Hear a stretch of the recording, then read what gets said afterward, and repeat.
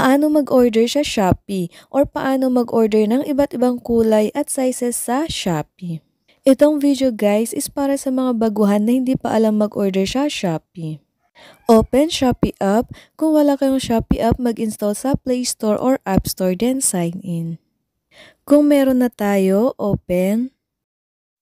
Search natin dito sa search bar ang gusto natin na hanapin na item. For example, slipper.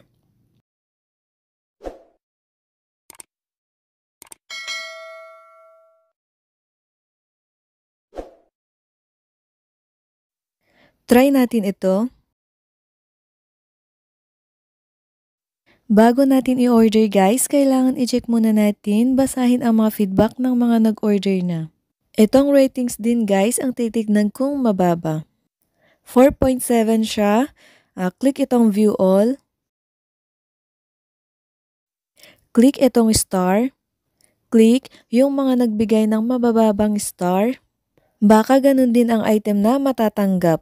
At least aware na pwedeng ganun din ang matatanggap kapag nag-order. Pero hindi naman ganun lahat kasi may mga nag-order naman na okay ang kanilang na-receive.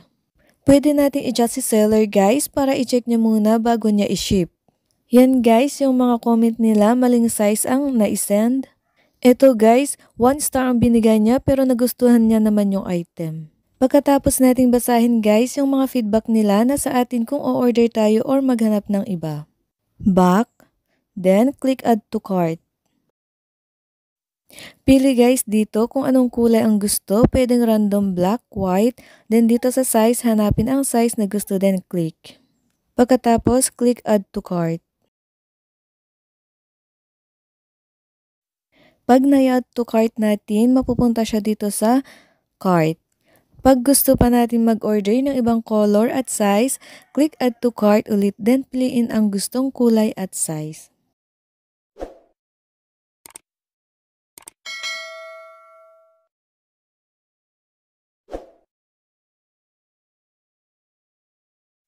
Pagkatapos na i-add to cart na natin ang gusto nating item, then click itong cart sa taas.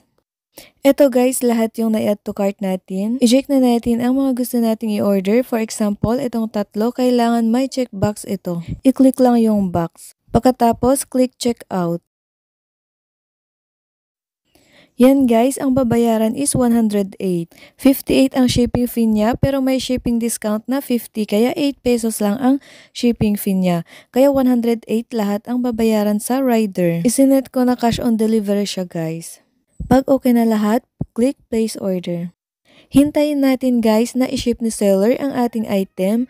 Wait natin na tatawagan tayo ng rider na magda-deliver. Pwede nating i-track guys kung saan ang ating parcel. Dito sa to receive guys, makikita nyo kung saan ang iyong parcel pag na-ship na ni seller. So yan lang guys, thank you for watching and please don't forget to subscribe and click the bell button para updated kayo sa next nating tutorial video.